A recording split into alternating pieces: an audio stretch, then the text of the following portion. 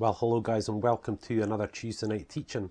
And like I always say at the beginning of these videos, you guys, this is part of our sort of weekly lineup here on the Tribulation Soldier comms, which is the Monday prayer, Tuesday teaching, got the Wednesday worship, and of course the Thursday sermon, and just anything else that sort of comes along with that.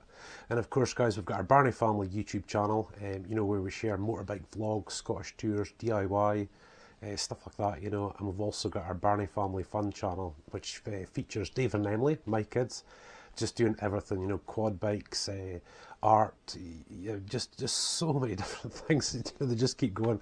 I think we've got gaming, and there's the pets, and just everything. That is a lot of fun. But we just really hope that as part of the Tribulation Soldier series, that this will be a real, just a little something for everyone. And this Tuesday night teachings, guys, this is the sort of follow-on from previous teachings that I wanted to have as the foundation of this this part of the online ministry, and really this one's just a follow-on from that. A lot of those teachings before, a lot of practice for me, I have to say, but they really laid that foundation, guys, and now we're moving on to this one, which is the hearing from God.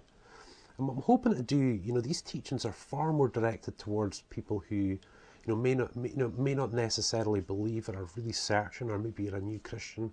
It's just to be able to hear from God, to see the ways that God speaks to you, and you don't have to be a pastor, you don't have to be, a hugely experienced Christian. The majority of the dreams, words, or visions that I'm sharing at the moment come from my early life as a Christian, before I was in ministry or anything like that at all, So these are the type of things everybody can experience.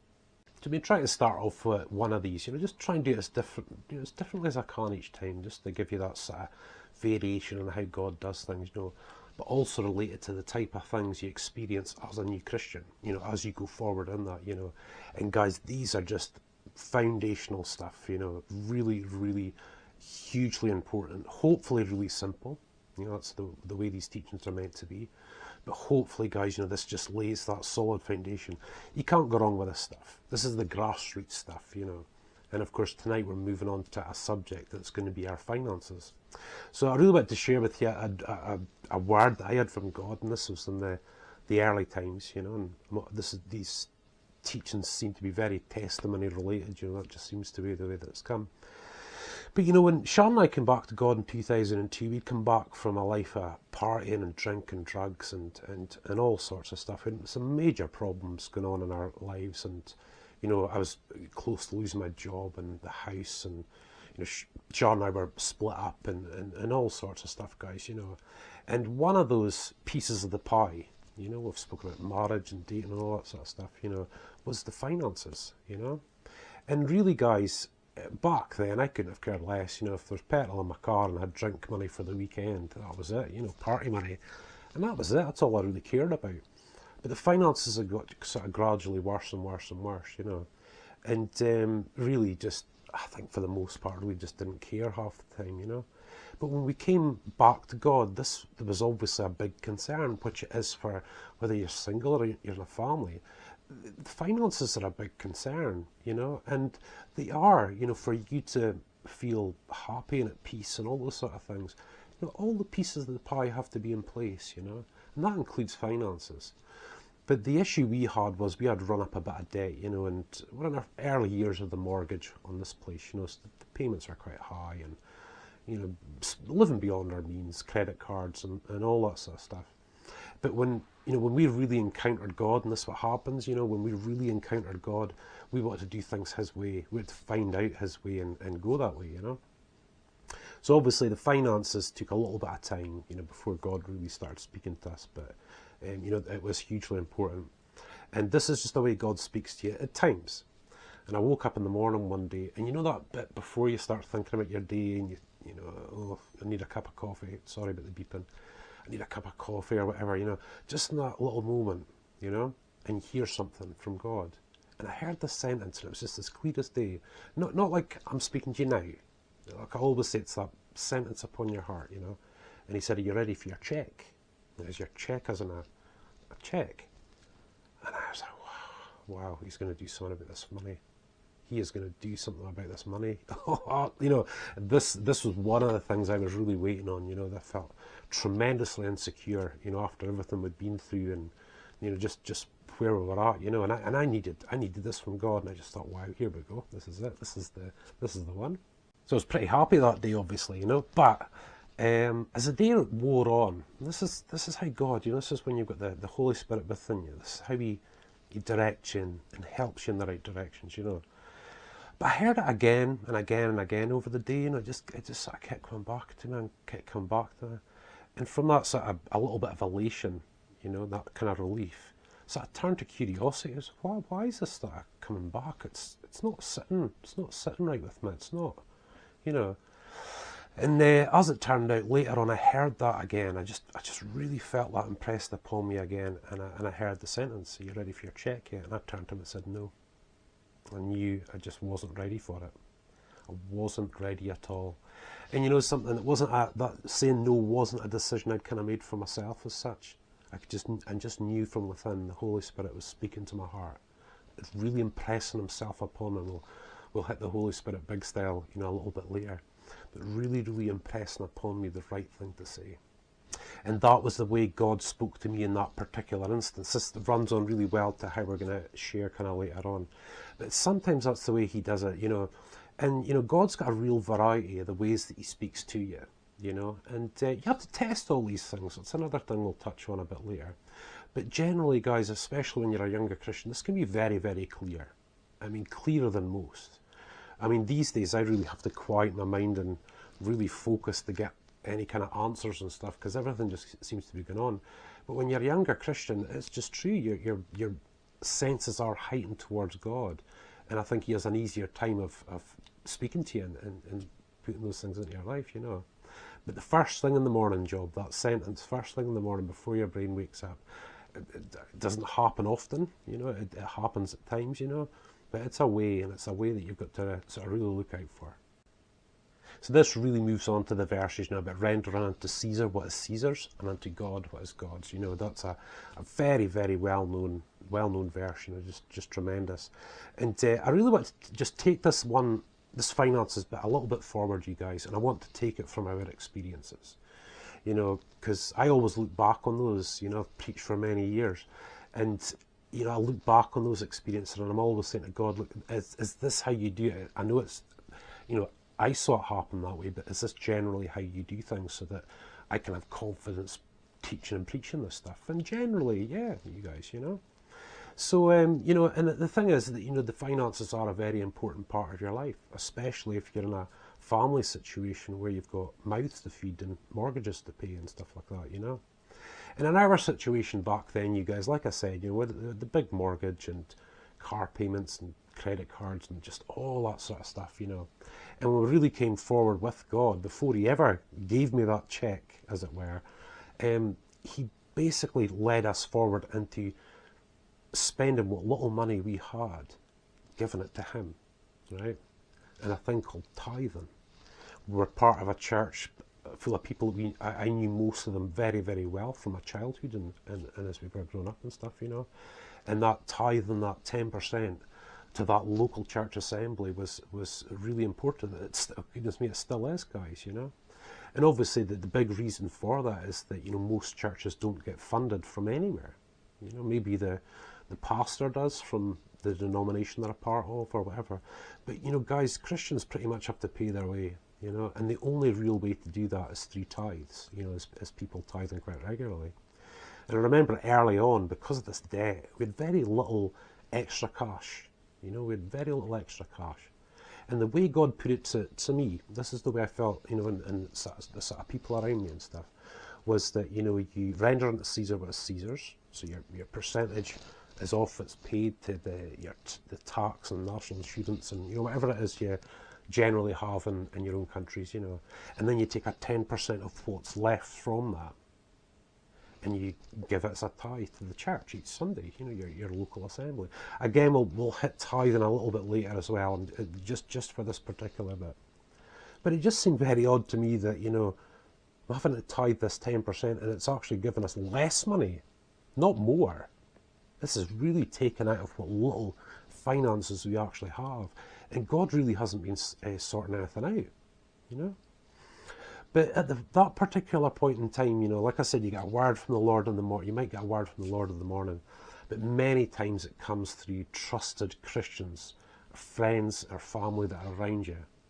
And this, and I was saying to my pastor at the time, and I said, you know, look, this isn't easy. We're tithing our 10%. We've got very little, you know, once we've paid for food, that's about it, you know. And I told him about the word that I got.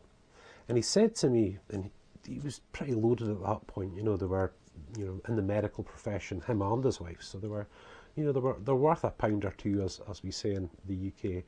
And he, back then, you know, way back, this family was in dire, real bad, just a really bad situation financially, for whatever reason, you know.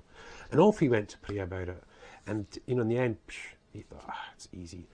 Cut a cheque for $3,000 and gave it to them, you know, like that. So happy, everything's rosy, felt like he did the right thing.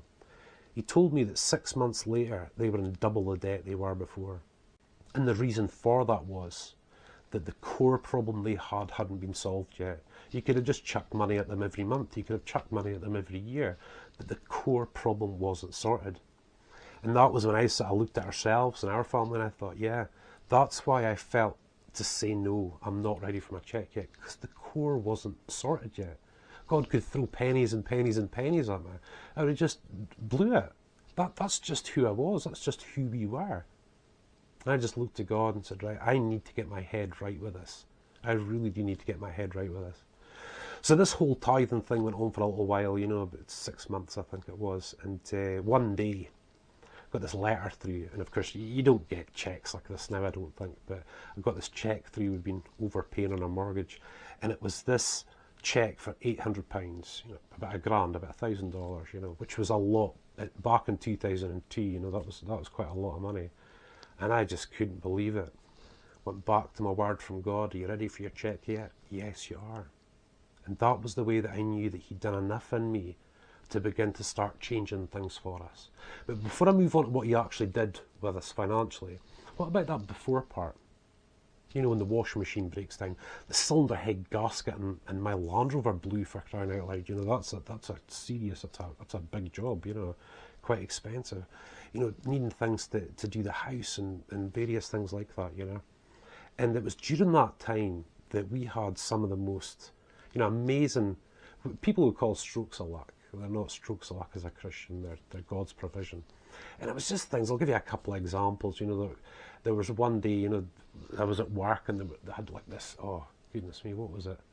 About £1,000 worth of real beautiful hardwood. You'll see it doing our kitchen floor there. And I thought, oh, that'd be so great to do the house and stuff, you know.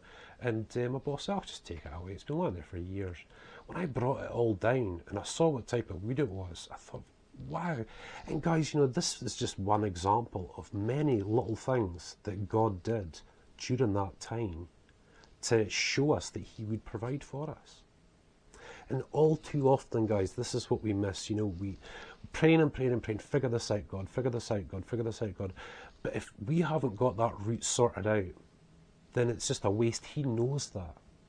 But it also gives him that opportunity, guys, to really come through for you with things that you really, really need, that you don't have the pennies for. And that's the amazing part. That's when you experience God. That's when you see him acting on your behalf. That's when you see and you can start having confidence in him that he's got you covered, and that he always will have you covered.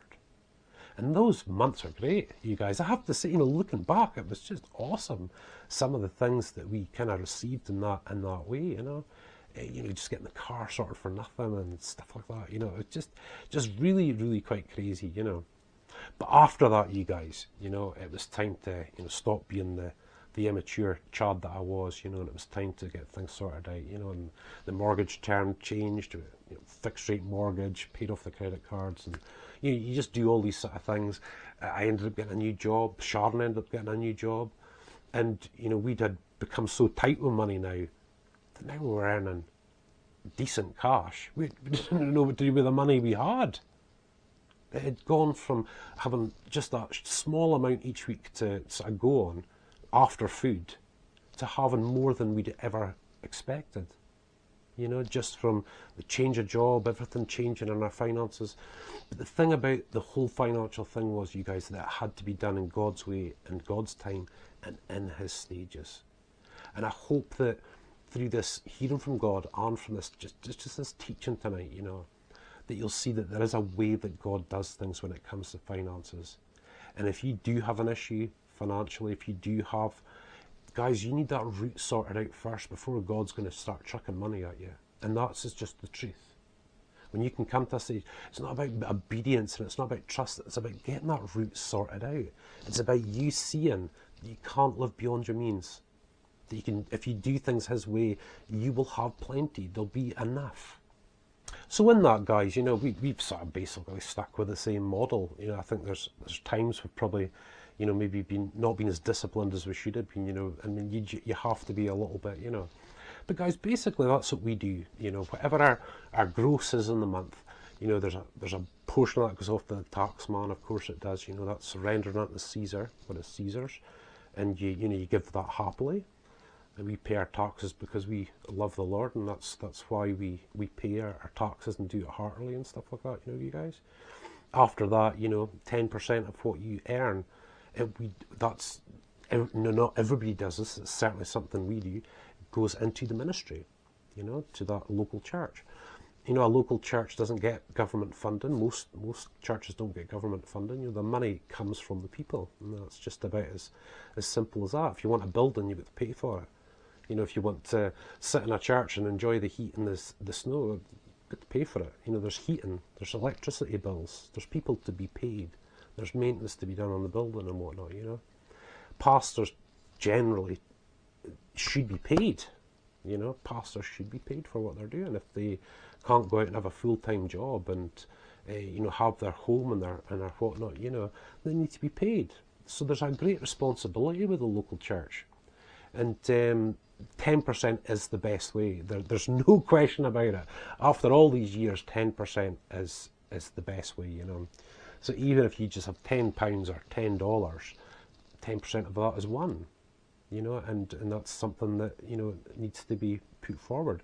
And the thing is, guys, when it does come to tithing, you know, you see all those practical things, but there's also the money that goes to charity, local organisations and ministries abroad and stuff like that. You guys, you know, we've got this Support a Saint, which is part of the Tribulation Soldier series, and you should see these guys feeding orphans, looking after widows, taking care of poor folk, just like grassroots Christian stuff. And you happily give money to that, genuine, happily give to that, you know. But, you know, God loves a cheerful giver, you know. It's just a fact of life, you know, things need to be paid for. The world doesn't, you know, work. You need money to start projects, to buy materials, to whatever, you know. And that money has to come from somewhere. But what about the rest? Well, you know, we've always sort of lived by, you know, we do things by direct debit. I don't know how it's sort of done sort of all over the world, but basically it's, you know, you pay your bills automatically each month, and that's just what happens. Generally, we only ever have our mortgage and a car loan. You know, they're the two big things, you know, and that's all we have. Credit cards there just for here and there to buy this or that or whatnot, you know. But generally, you know, we're always searching about, you know, when the time of the year comes for the best deals for gas and electricity and, you know, insurance for the cars and all that sort of stuff, you know. So we keep our monthly outgoings as low as we possibly can all the time. That's stuff that's got to go out, you know. We do our shopping on a weekly basis. We just buy what we need and what we like, of course you do, you know. We have our takeaway once a month, you know. You know, it just depends what we're sort of fancy, maybe twice a month, you know. And of course the kids get Happy Meals and stuff like that, you know, but just whenever, you know. But guys, you know, the thing about your finances is, guys, you know, you work pretty hard for your cash, you know. Well, most of us do, but you work pretty hard for our cash, you guys, and it's there to enjoy, you know, to do the things that you want to do. You know, as a family, we sort of do hit the more outdoorsy stuff, the canoeing and the fishing and, you know, that sort of stuff. You know, the majority of the pennies we spend are DIY or something on the bikes or whatever. That's just us, though, you know. You know, we decided, you know, as a family, we'd have the caravan. You know, you see tons of our videos on the caravan, the places we go, and not really the abroad type. I'd love to travel at some point, but I've only ever really been abroad once, ever. We prefer the caravan, our budget holidays. That's just the way we do things. But in that, guys, our finances are sort of lashed down. It's not like we're watching every penny. It's not meant to be like that. It's about finding that balance, you guys. Where your conscience feels very good with what you're doing. That you're paying your taxes, you're doing all the things that you're called to do, rendering to Caesar what is Caesar's, and to God what is God's, And 10% is a very biblical way of doing things. Very much you see it in the Old Testament, but you also see it in the New Testament as well, in the book of Corinthians. So that part is very important. You don't just throw 10% at, an assembly that's squandering cash and things. No. You've got to see that money is actually going somewhere, and it is being used correctly. That's your right. That's what we do. But generally, when it comes to tithing, you guys, I tithe looking to God really first. I tithe looking to God, saying that's for God, But like I said, you guys, it is God's desire that we grow. I mean, you can be so happy in the job you're in, guys. That doesn't, God's not going to pull you out of that job or whatever for no reason or encourage you to, But guys, if you are those type of people that want to, advance in life, get that different job, move on, get that promotion. I don't mean just grasping after money all the time, but if that is you, then God really helps you with that, I never had the opportunity to go to university. It's the same with Sharon. Man, my kids have got the brains for it, you guys. I really hope that we can advance ourselves enough to afford to do that, when the time comes.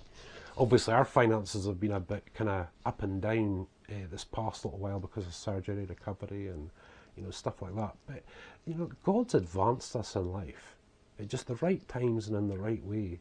And I've no doubt that if my desire in my heart is for the kids to go to university, He'll make a way for that, And God is very much a part of that, you guys. And I say it again, you guys. You don't have to miss God. He wants to be a part of your life. He wants to be a part of your household.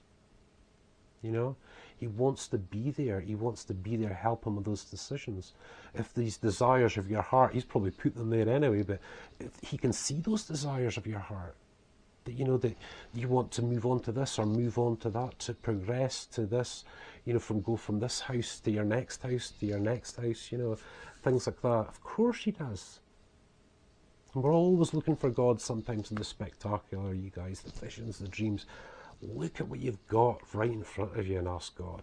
Your finances, your relationship, your marriage, your family life, your kids. And he's right there, guys. He is right there.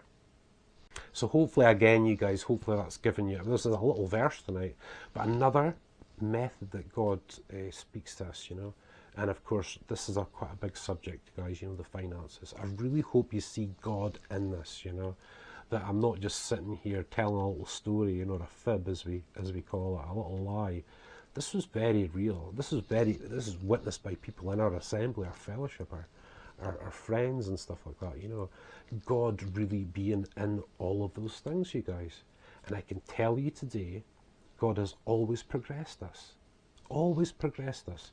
Always moved us forward, That's just who we are as a family. That's just what we're like. But he's always done it.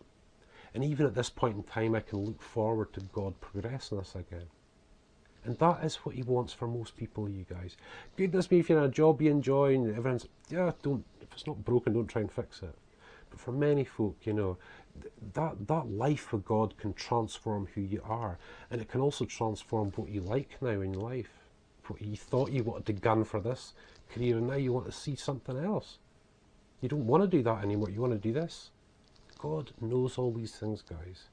And all I could say as a pastor to give the advice is let him in.